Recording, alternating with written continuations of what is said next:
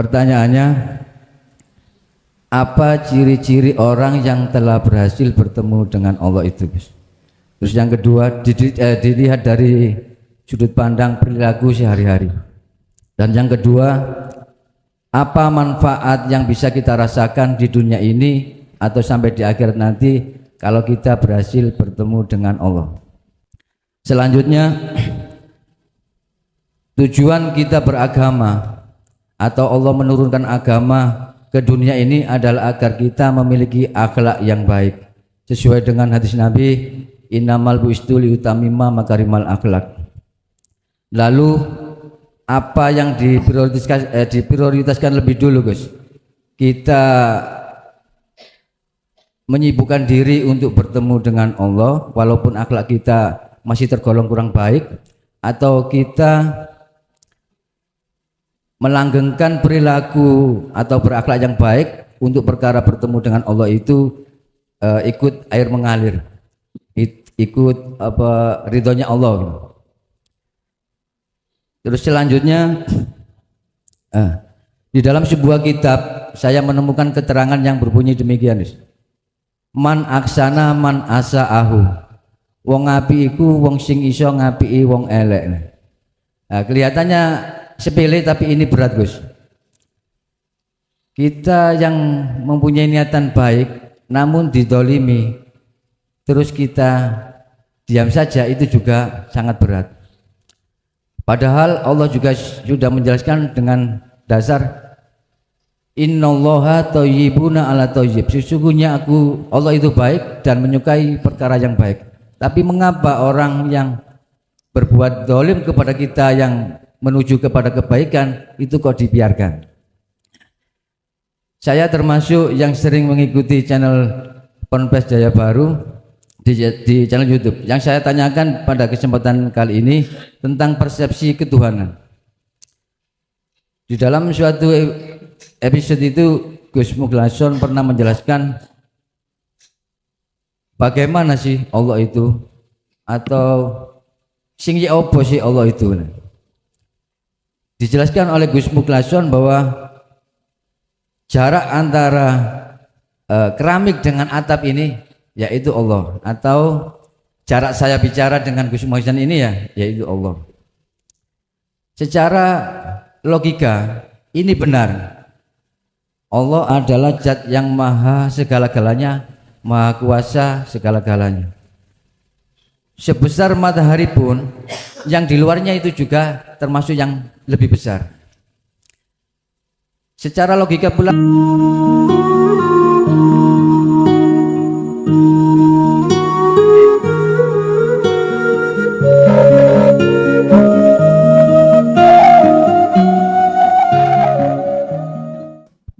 Assalamualaikum warahmatullahi wabarakatuh.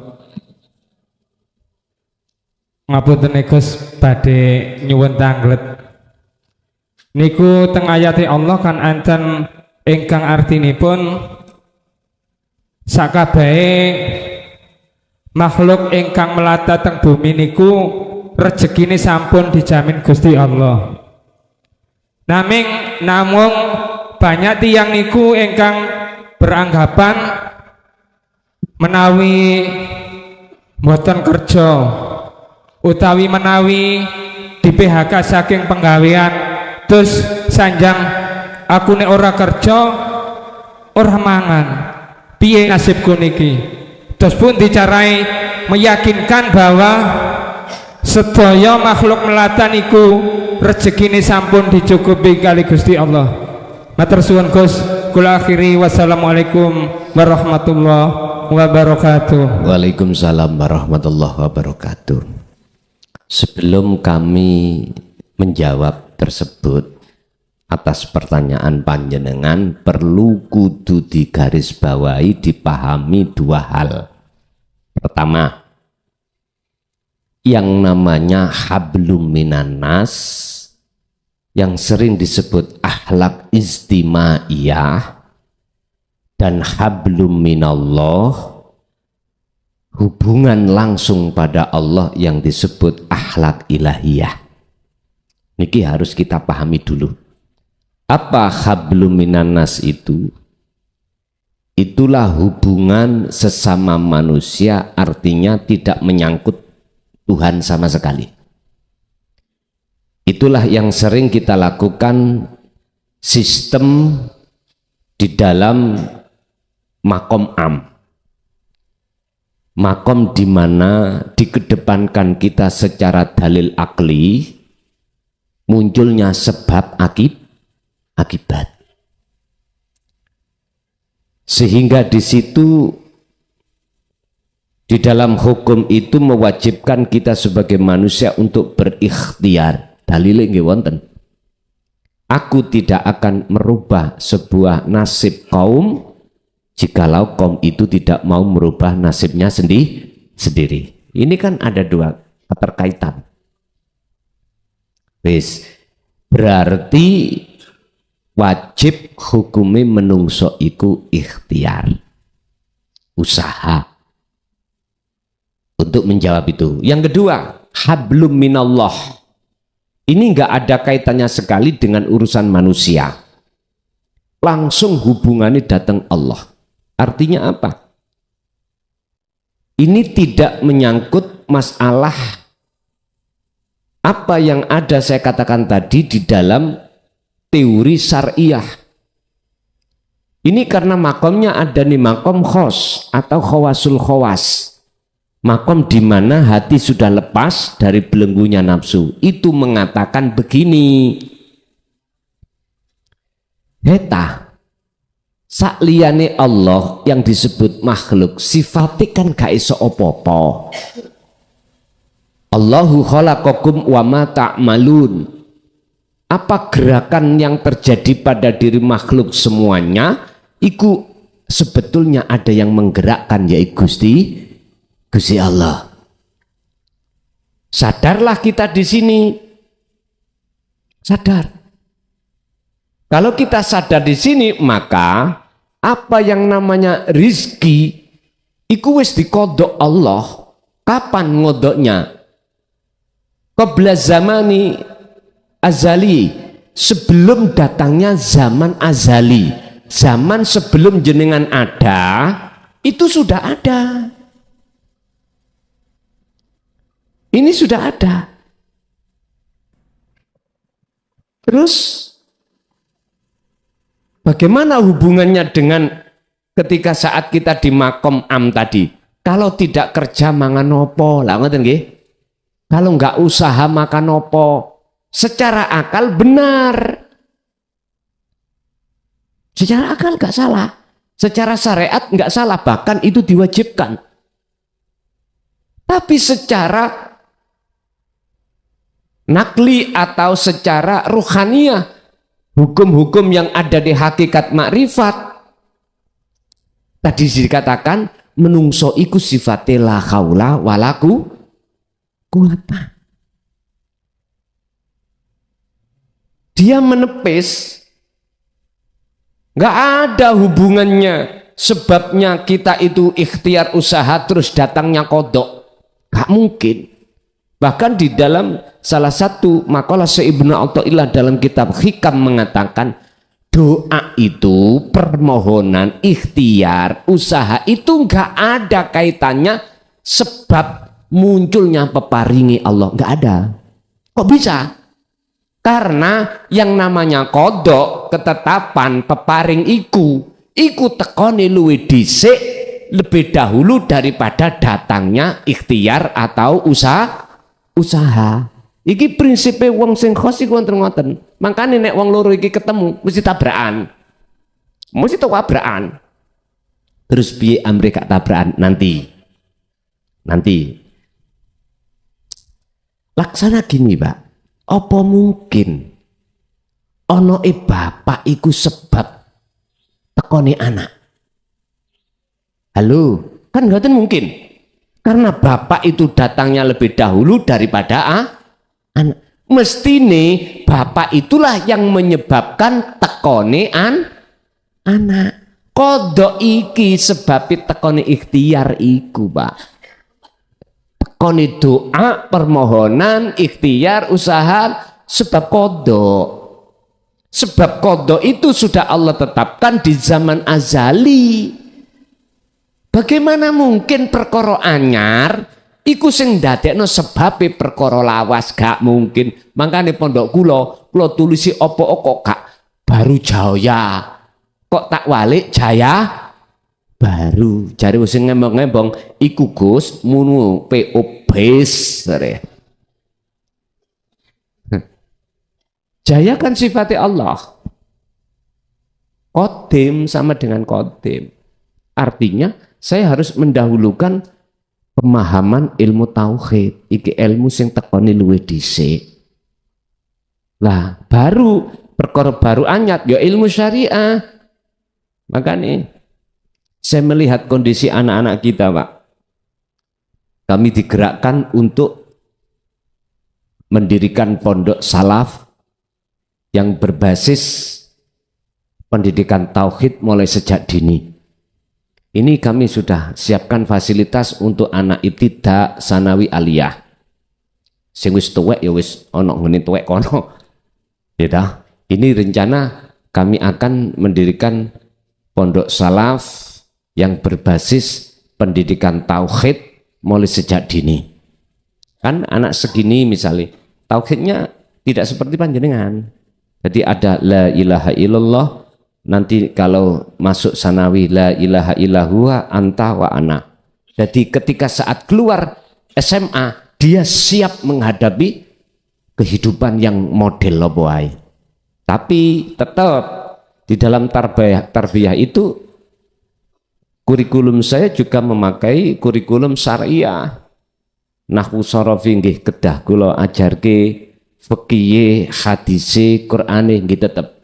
Terutama nek anak sampean kecanduan HP ben iso waras dekek kono tak jamin lulus tapi mbuh nangisi gak ngerti. Tapi khusus niki kula programe putri tok dulu. Nah, sambil berjalan fasilitas kalau sudah selesai putra putri ngaten. Jadi nek masalah golek guru ilmu alat, ilmu fikih, ilmu hadis kewatah Pak, kari nyakup ngoten mawon. Sing goleki guru ilmu hakikat itu susah. Tapi ya masih ada kok ngoten. Nanti kalau sudah siap kami launching, terus sing pojokan tau gak bayar Kang Son koyo sing tuwek ndas ngono ya bayar Pak, bayar. Terutama nih bayar. Lah kebutuhan dia makan sehari-hari, fasilitasi dia, ya ada gurunya masing-masing. Ya wis apa kata nantilah Pak. Pokoknya sing penting gak berat ngoten mawon. Sama-sama jalan anak-anak kita juga ketika masa keemasan menghadapi masa keemasan itu siap hatinya itu tangguh tarung ambek nafsunya sendiri mekaten. Jadi bagaimana caranya sinkron antara usaha dengan kodok tadi, antara golongan am dengan golongan khos, gini Pak, biar gak tarung ya. Sing waras kudu ngalah. Ngeten. Niki bisa dilakukan hanya golongan-golongan yang sudah mencapai pendidikan tauhid dari Rasulullah dan mengamalkan. Sehingga ketika saat jenengan iki melakukan hukum syariat berupa berdoa atau ikhtiar atau kerja sebagai kewajiban kita di dunia, hati sampean sudah lepas diri. Paham maksudnya? Ketika jenengan menjalankan apa yang ada di hukum syariah, dalam hati sampean pengakuan diri sebagai makhluk iku lepas. Terus sing muncul ning ati sampean iki yo gesang iki sing agawe. Ngoten lho, paham nggih? Berarti kalau seperti ini Bapak Ibu sudah tidak dikatakan ikhtiar atau berdoa usaha itu sebagai sebab datangnya kodok. Enggak, justru nyatane kodok sing tertulis di Lauhil Mahfud dinyatakno cara dohir rupa ikhtiar kalih usaha. Lho wis dong wis. Jadi enggak ada nggak ada perbedaan sudah. Sama dengan ngeten.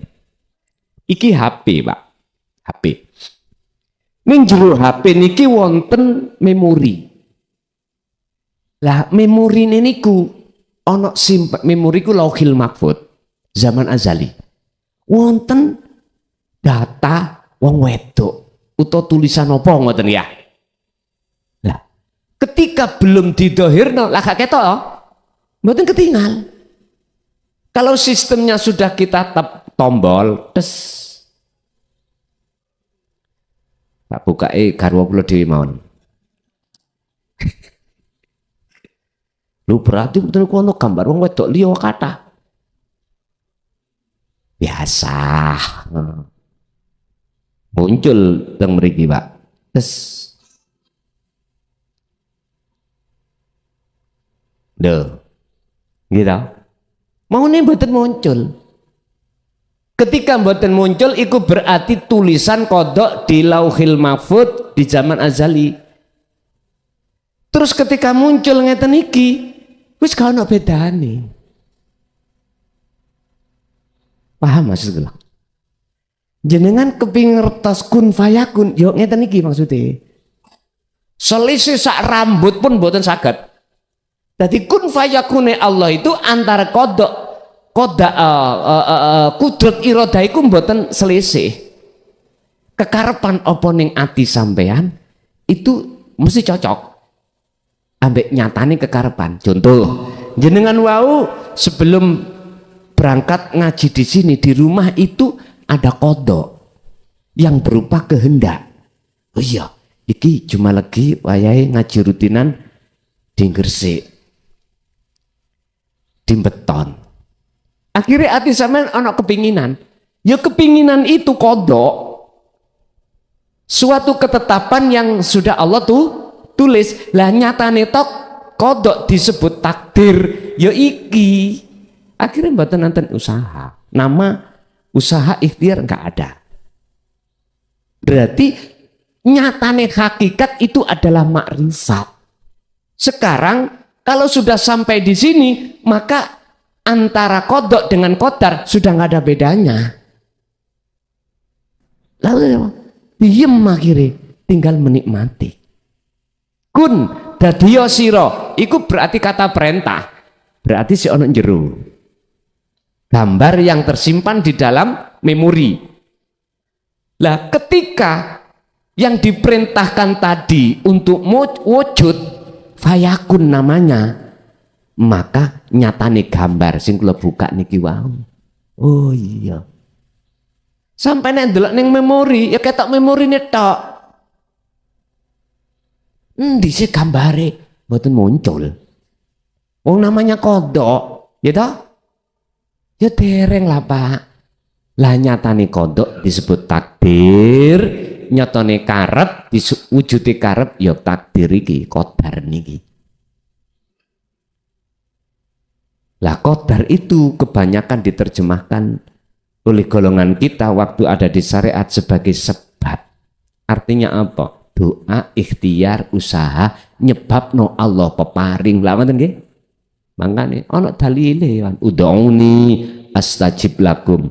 Tapi kita tidak mau sedikit aja kritik atine tentang ayat ini.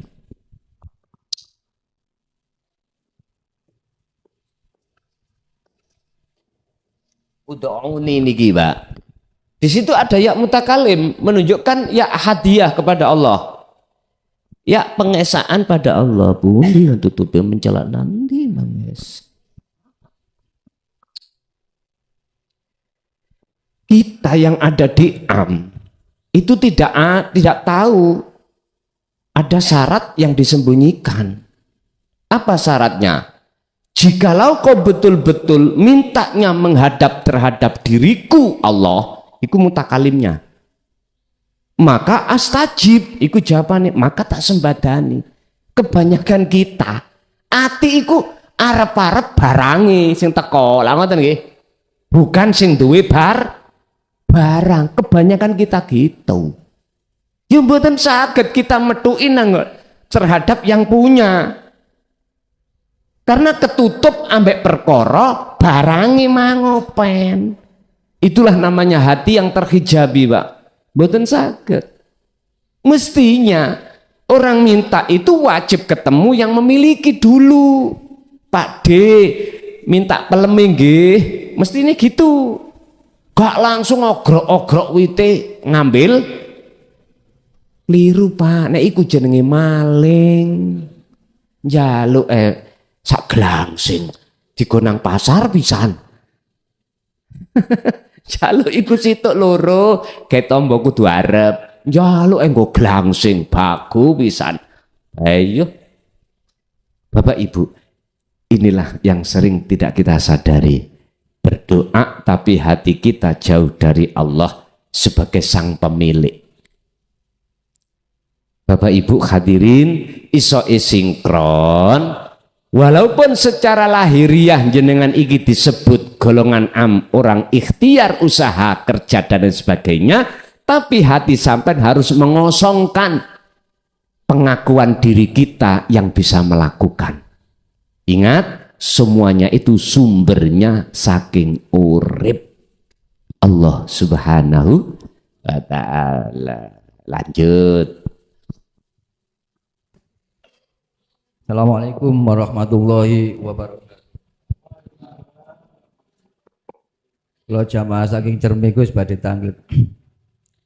Kita semua yang punya keinginan atau terobsesi untuk bertemu dengan Allah itu adalah suatu perkara yang baik. Di dalam ajaran tauhid pun dijelaskan awwalu wajibin alal insani ma'rifatullahi bistiqoni. Kewajiban awal yang diwajibkan atas diri manusia adalah mengenal Tuhannya atau Allah dan secara yakin. Walaupun Allah telah menjamin di dalam surat Al-Isra ayat 72, namun perkara ini bukanlah perkara yang mudah. Pertanyaannya, apa ciri-ciri orang yang telah berhasil bertemu dengan Allah itu? Terus yang kedua, dilihat dari sudut pandang perilaku sehari-hari. Dan yang kedua, apa manfaat yang bisa kita rasakan di dunia ini atau sampai di akhirat nanti kalau kita berhasil bertemu dengan Allah. Selanjutnya, tujuan kita beragama atau Allah menurunkan agama ke dunia ini adalah agar kita memiliki akhlak yang baik sesuai dengan hadis Nabi, innamal bu'istu liutamima makarimal akhlak. Lalu apa yang diprioritaskan lebih dulu, Gus? Kita menyibukkan diri untuk bertemu dengan Allah walaupun akhlak kita masih tergolong kurang baik, atau kita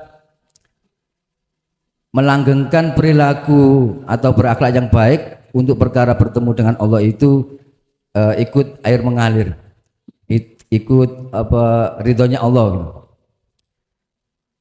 Terus selanjutnya di dalam sebuah kitab saya menemukan keterangan yang berbunyi demikian. Man aksana man asa'ahu. Wong ngapi iku wong sing iso ngapii wong elek. Nah, kelihatannya sepele tapi ini berat, Gus. Kita yang mempunyai niatan baik namun didolimi terus kita diam saja itu juga sangat berat. Padahal Allah juga sudah menjelaskan dengan dasar innallaha thayyibuna ala thayyib. Sesungguhnya Allah itu baik dan menyukai perkara yang baik. Tapi mengapa orang yang berbuat zalim kepada kita yang menuju kepada kebaikan itu kok dibiarkan? Saya termasuk yang sering mengikuti channel Ponpes Jaya Baru di channel YouTube. Yang saya tanyakan pada kesempatan kali ini tentang persepsi ketuhanan. Di dalam suatu episode itu Gus Muglason pernah menjelaskan bagaimana sih Allah itu, atau sing ya apa sih Allah itu. Dijelaskan oleh Gus Muglason bahwa jarak antara keramik dengan atap ini yaitu Allah, atau jarak saya bicara dengan Gus Muhsin ini yaitu Allah. Secara logika ini benar. Allah adalah zat yang maha segala-galanya, maha kuasa segala-galanya. Sebesar matahari pun, yang di luarnya itu juga termasuk yang lebih besar. Secara logika pula ada muncul pertanyaan, Gus. Ini saya sebut awang-awang ya, mohon maaf. Bagaimana awang-awang ini bisa memberikan mudarat atau manfaat kepada kita? Penalarannya gimana? Mohon penjelasan, Gus. Demikian pertanyaan saya, kurang lebihnya saya mohon maaf. Akhirul kalam. Assalamualaikum warahmatullahi wabarakatuh.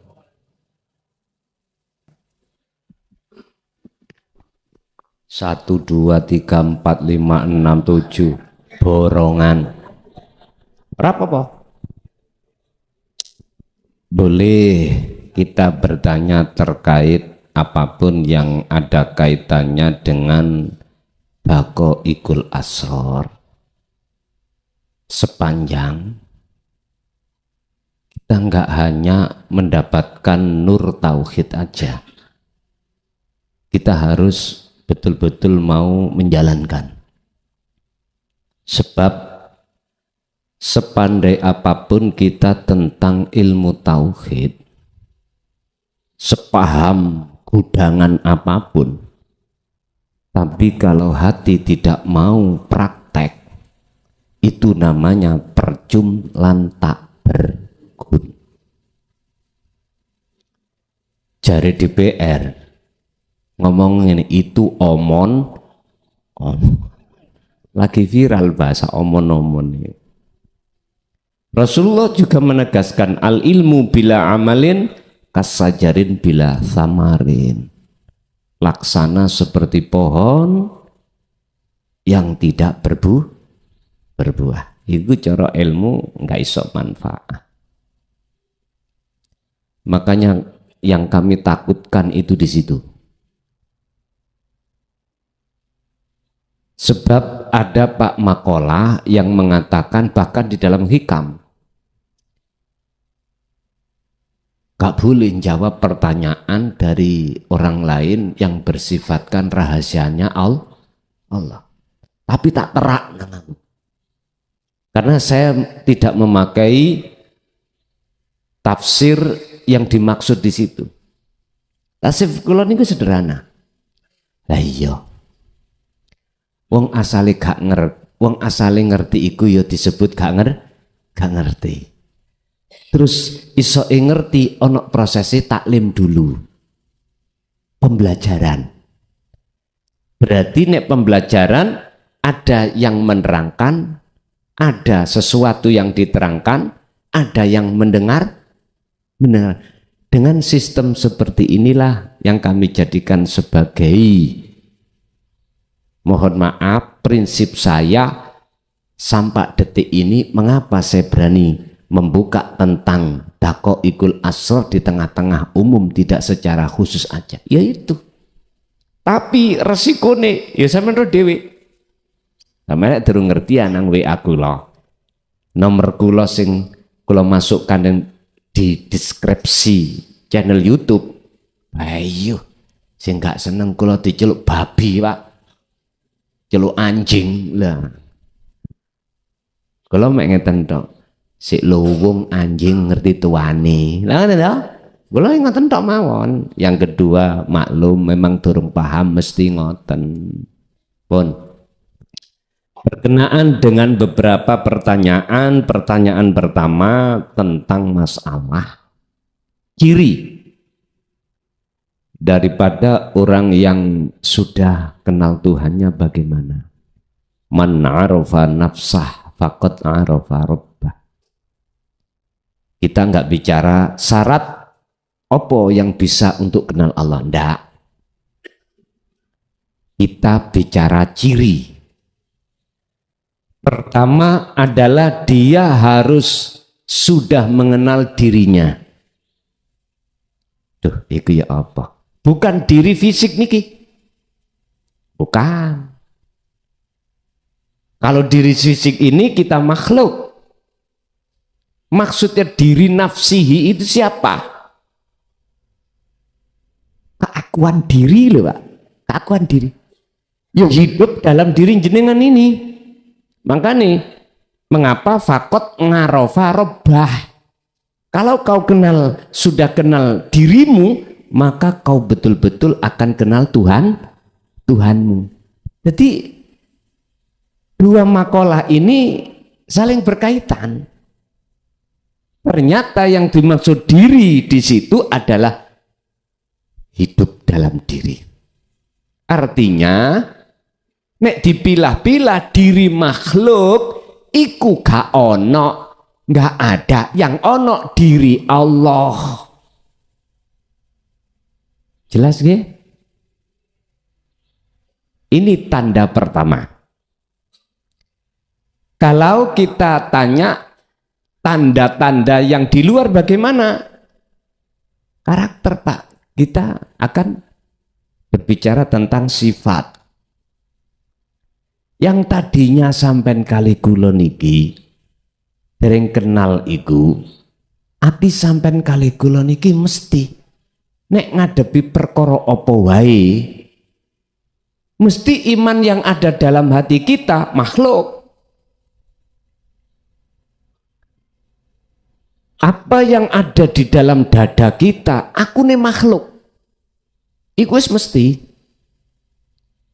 Misalnya, sekarang kita bicara diri kita sendiri. Kita melakukan ibadah murni atau tidak murni, mahdoh atau ghairu mahdoh.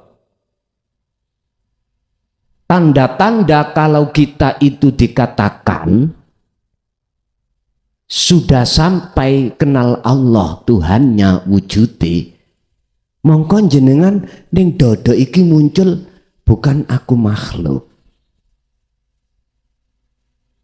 Di dalam hakul basiroh ini jenengan ini apa? Nyataake muncul bergelora aku ni urip mang yaiku Allah Subhanahu wa ta'ala.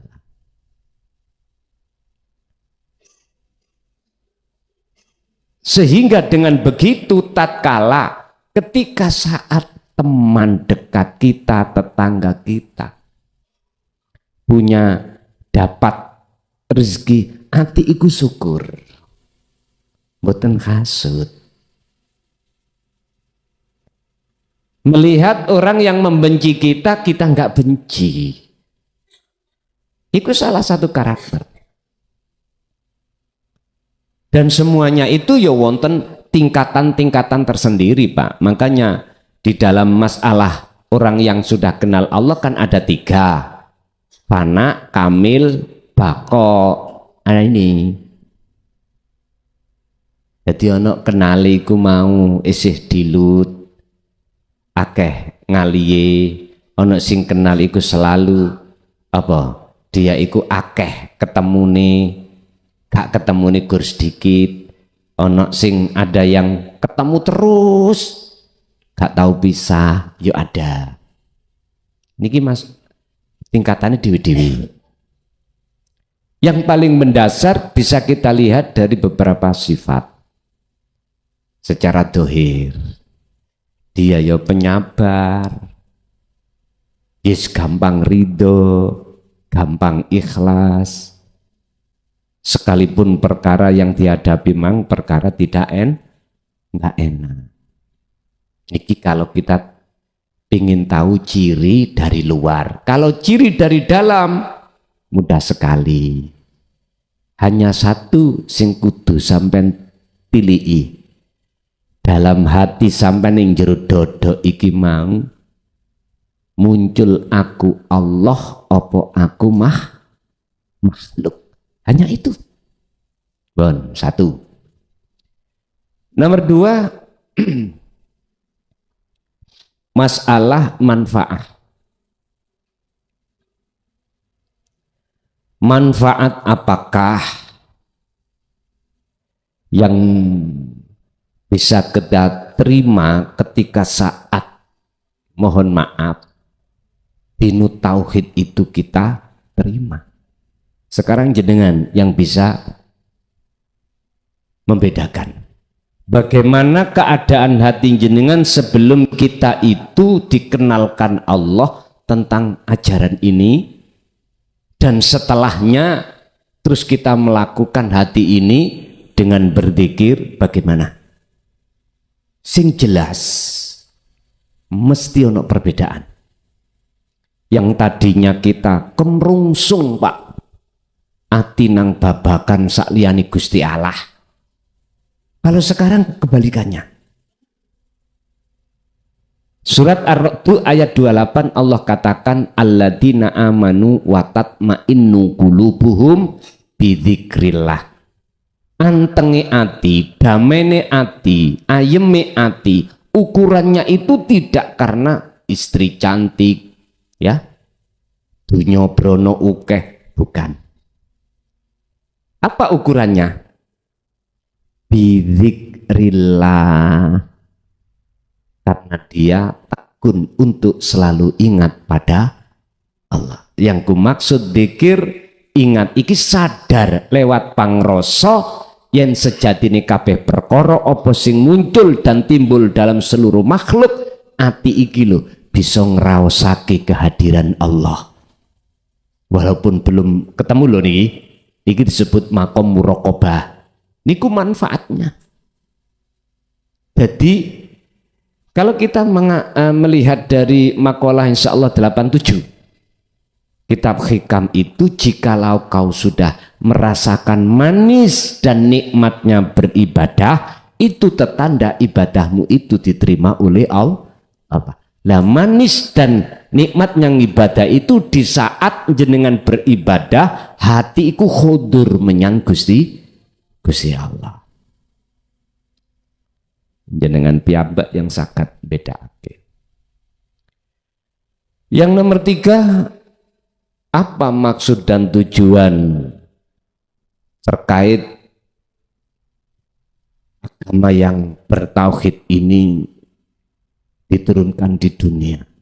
Walladzi arsala rasulahu bil huda wa dinil haq aidinut tauhid. Apa tujuannya? Ini Pak, tadi saya katakan setiap ayat itu sebelum Allah turunkan itu ada sebab. Contoh mengapa Rasulullah diturunkan ke bumi ini miturut Quran, karena banyak hati umat manusia dalam keadaan gelap gulita. Akhirnya Allah arsala mengutus rasulahu terhadap utusannya bil huda dengan membawa petunjuk, wa dinit tauhid dinil haq, agama yang mengesahkan Tuhan. Nah niki tujuannya apa? Yudhirahu ala dini kulli, untuk mengislahkan jiwa kita yang asalnya fitrah terus terjadi kotor, biar kembali ke fitrah.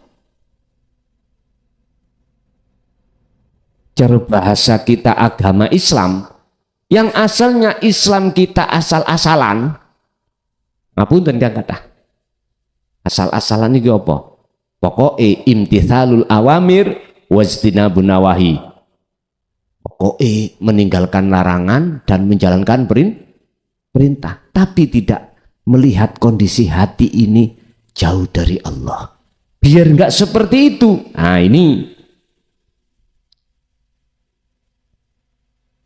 ini maksud tujuannya.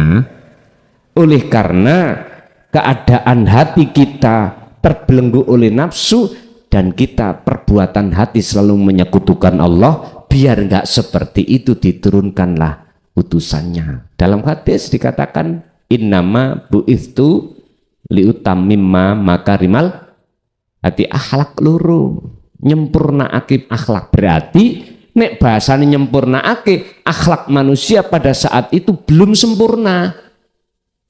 Akhlaknya masih di dalam akhlak syariah, hakikiyah belum, masih ijtimaiyah, ilahiyah belum. Buktinya kita sholat ilahiyah enggak ada. Bukti ini ilahiyah enggak ada, hati kita belakrak tutup dindi. Allah kasihlah akhlak ilahiyah.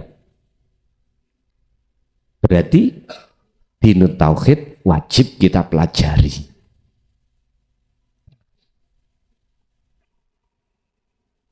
Apa yang diprioritaskan? Tolong ini bisa dibuka di antara dua hal tadi ya. Di antara dua akhlak apa yang Allah prioritaskan. Bagi kita ini, Mbak, kita harus paham tentang Al-Qasas 77. Mengapa Darul Akhirah di depan? Lalu walatan sana sibaka minat dunia. Dunia kok nomor 2.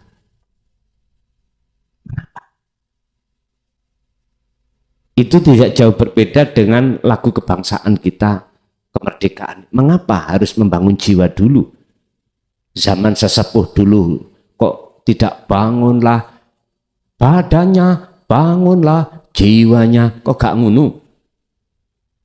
Kok bangunlah jiwa terlebih? Ternyata para sesepuh dulu itu belajarnya kitab jenengan kitab kauniyah. Kitab sing sadurunge pulo Jawa wono iku sudah wonten. Bahkan sebelum datangnya alam ini kitab iku wonten. Wong Jawa di omongi kauniyah mboten saged angel. Akhirnya diomongno kitab kuno. Akhirnya terkenal Hono Coroko, ngono iso ngono. Cara sakniki niku sing viral yaitu kitab ajaran ilmu sejati sangkan paraning dumadi benderane wakeh. Ana sing sabda dharma apa terus lah kepercayaan. Nah di situ juga bendera-bendera. Cuman inti daripada semua ajaran di bendera masing-masing membawa kitab asal kuno. Intinya mung situ manunggaling kawula. Nek cara Quran biwahdaniyah mengesakan Allah. Lah inilah risalah Rasulullah itu membawa risalah ini. Berhubung orang Jawa gak ngerti Arab, nek diurui Arab ilatih iku mang kaku-kaku kuno. Ngoten. Alam niki, Pak, kaunia. Lho, nguniku apa saya? Sik tah. Gusti Allah iku pahami ilmu bahasa Arab tok apa tah? Jawa gak paham Gusti Allah. Lah wis ngoten mawon. Gusti Allah biyen sampai sakniki sami mboten. Lah iya. Wis ngoten mawon. Gak usah bingung-bingung ngelokno gara-gara siji bahasa terus dilokno gak sah. Ya aja ngono lah, dulur. Ayo belajar arif kita itu. Sebab di tengah-tengah manusia itu kaumnya itu banyak beda-beda bahasa, banyak beda-beda suku. Ya Allah. Lah kitab kauniyah niku kula nggak ada niki ning omah. Tulisannya lucu. Nek asal kula tulis ngeten. Duka jenengan saged maca napa mboten?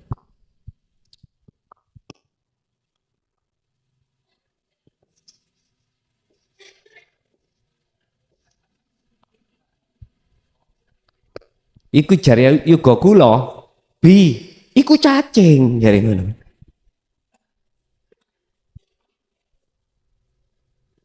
Mboten saged diwaca. Al-Qur'anul Karim iki dulu mboten enten sandangane asale. Mboten enten. Akhirnya ada istilah versi Utsmani lah kan disempurnakan akhirnya jatuh pada kita itu karya itu. Lho iso diwaca alif fathah, alif katroi lah ngoten nggih. Lho, pena. Dulu datangnya enggak. Makanya Rasulullah mengapa wahyu yang pertama munculnya Iqra, bacalah. Karena itu kita belum bisa baca. Salah satu di antaranya gini Pak isinya. Ada seorang pemuda dan pemudi ketemu. Sebab podo senengi. Gak usah ngomong I love you, guyu. Guyune iku tondo seneng. Lha niku ayate ngoten tok Sinten sing saged nerjemahno? Mboten saged. Nek cara bahasa sakniki.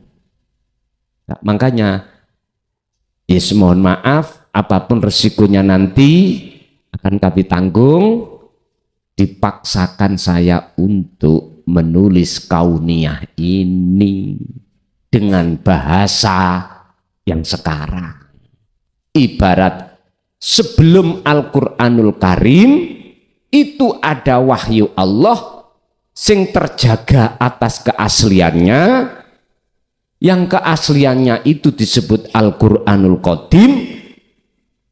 Terus Al-Qur'anul Qadim menelurkan namanya, mohon maaf, pertama adalah Taurat, Jabur, setelah Jabur Taurat, Injil, terakhir Al-Qur'an. Mengapa kalau itu asli sempurna dari Allah kok ganta-ganti? Ternyata jawabannya ketika saat Jabur itu dinodai, maksud inti wahyu Allah disempurnakan oleh Taurat. Taurat sebetulnya sudah sempurna, oleh karena banyak yang mengubah tangan yang tidak tanggung jawab, muncullah Injil. Injil oleh karena itu sebab memang banyak yang bermaksud untuk mengalihkan makna, maksudnya adalah akhirnya muncullah disempurnakan Al-Qur'an. Pertanyaannya, apakah Al-Qur'an juga ada tangan-tangan yang enggak tanggung jawab untuk mengalihkan daripada tujuan? Tak jawab ya. Contoh di awal surat ayat pertama, Bismillahirrahmanirrahim. Mengapa kita diperintahkan untuk maju ke nama? Kok tidak menghadap yang memiliki nama? Ar-Rahman, Ar-Rahim.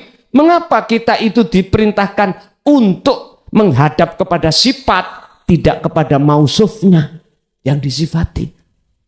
Otomatis kita akan hanya mendapatkan maisatu dunia, kebutuhan dunia tok. Akhirat tidak kita dapatkan. Akhirnya penuh karoma, golek duit gampang. Iki namanya sanjipa. Tahu sanjipa? Nipu. Penipu nomor piro? Piro 87? Penipu. Contoh saya dikatakan menipu Allah. Wa makaru wa makarallah. Wallahu khairum makirin.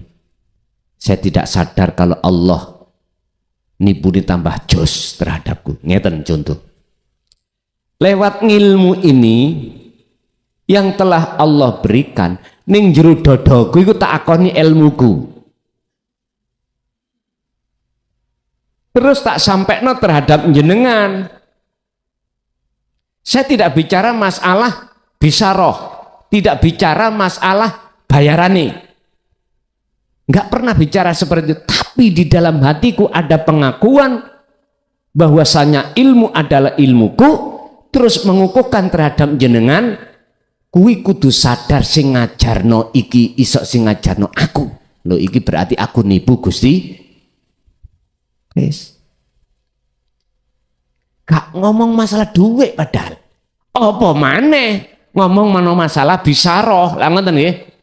Kula sering Pak ditanya dulur-dulur sing wonten luar daerah ngoten, Gus pinten sih bayarane ngajiku? Biar kula niki alasane ben engko cek gak salah paham ngoten. Nek masalah ngoten niku dulur, jujur mawon. Ojo maneh ngomong bab masalah ngono. Pengakuan diri ngilmu iki wis aku nipu Gusti Allah kok. Halo. Apa maneh bicara masalah Allah? Ketemu piro? Akhirnya tak jawab ngene, wis apa cari Gusti Allah? Ngoten tok. Oh niku jawaban terakhir. Kula diduwes ngeten-ngeten. Mosok Gusti Allah pernah bandrol lah. Halo? Ya wis. Kalau kita berani bandrol berarti ya wis wani nipu. Iku yang disebut sanjipak. Pun lanjut. Berarti yang diprioritaskan dari beberapa ajaran ini awwaluddin ma'rifatullah. Berikutnya, jikalau orang yang dikatakan bagus itu berarti orang itu harus membagusi orang lain. Tapi mengapa ketika saat kami belajar untuk membagusi orang lain, justru orang lain itu mendolimi aku? Jawabannya sederhana. Karena orang lain ikut durung tahu pangerani, wis titik ngoten tok. Nek wis ro pangerani mboten, Pak. Mboten. Yes. Tentang masalah persepsi ketuhanan. Mengapa saya memakai surat Al-Baqarah ayat 115? Fa aina ma tuwallu fa thamma wajhullah. Jikalau kau ingin tahu wujudnya Allah, lak gini dah Allah. Lak gini dah. Antara sampean kali kula, ya niki, lah ngoten dah. Sebetulnya itu untuk mempermudah jenengan. Padahal itu pesene Romo. Nek wani akmu ngomong ngono umurmu dilongi. Rasane atiku nek biyen wedi. Rasane atiku ya ketepaan. Bebas ndukin dunya kan wis penak. Lah ngoten ta? Wis gak gembul menungsa, lah ngoten ta? Laksana seperti burung yang tadinya ada di sangkar terus keluar dari sangkar, bebas mboten? Bebas. Wis ra mikir anak, ra mikir bojo, ya. Ra mikir penggawean. Antang wisan. Niku memang sing digoleki. Orang-orang yang sudah makrifat billah sedoyo jenengan ati mesti rindu tentang itu. Rindu.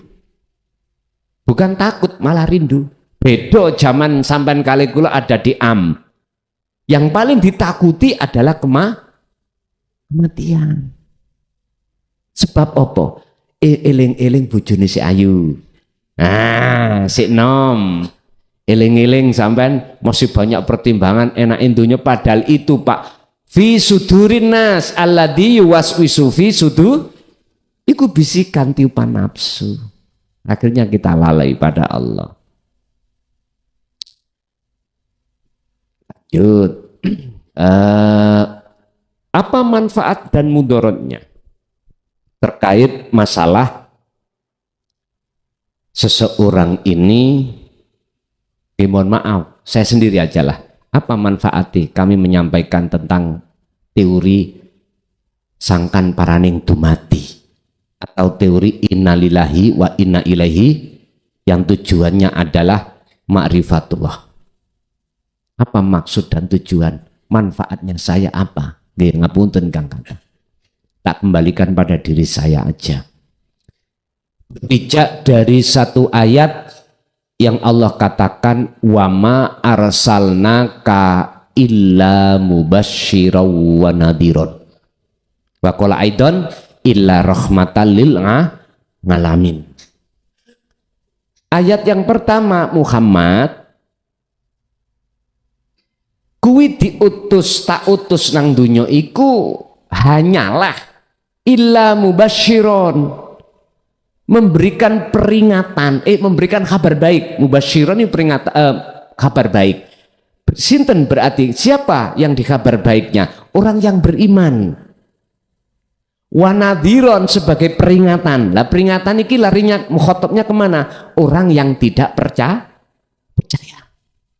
Makanya bagi jenengan yang sudah tahunan mencari kefahaman piye sing ilmu iki kok tembung isyarah ketika Allah menjelaskan tentang dengan mudah gamblang kok gak biyen lah ngoten ta ati sampean mesti lho ya iki sing tak golek walaupun ning YouTube akhirnya ketemu Akhirnya ngati kok gak biyen.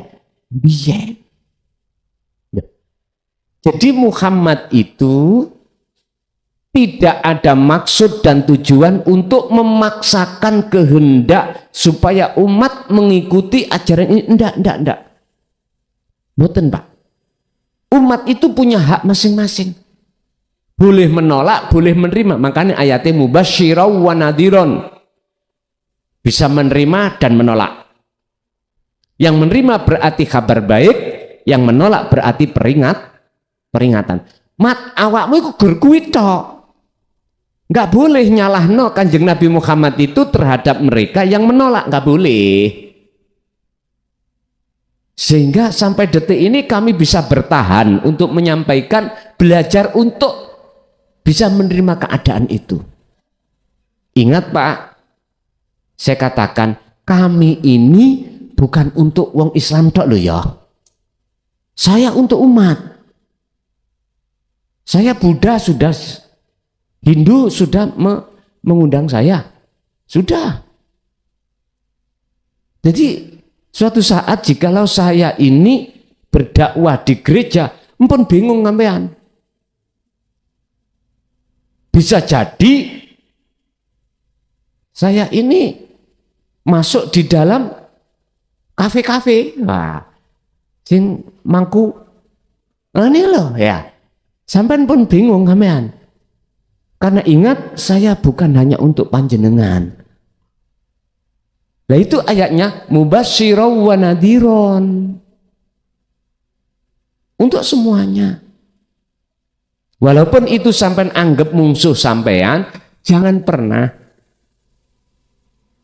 untuk membatasi diri saya. Artinya aku nggak boleh nanggone umat Nasrani, Hindu, Buddha, nggak, jangan. Karena Allah sudah menetapkan saya itu cuma disuruh menyampaikan saja, tapi tidak boleh memaksa untuk mengikuti. Paham nggih? Nah, dari sisi sinilah pahit dan getirnya selama 25 tahun ini bisa kami timang-timang. Nggih nyuwun sewu ya. Tapi tidak, bukannya aku curhat mboten. Nyonyor ambek enggak akeh nyonyori. Tapi kami tidak di situ, Pak. Tugas saya pun hanyalah menyampaikan saja. Enggak ada paksaan dan tidak menyalahkan bagi yang menolak bahkan menghujat. Itu hak panjenengan. Sisi manfaatnya bisa diterima oleh golongan mubasyiron. Jenengan piyambak ning ati. Saman timang-timang lah. Waktu zamane sampean belum paham tentang taklimat Rasulillah fi ilmi tauhid, kali sesudahnya sampean piyambak sing saged bisa meraosake ning ati manis dan nikmatnya ketika jenengan beribadah. Ketika jenengan iki mengetrap no dzikir sirul asrar, jenengan piyambak sing saged mas. Mungkin ibu ada bu, ganti ibu, barangkali ibu ada, nggak ada, bapak cukup, keborong niku wawah.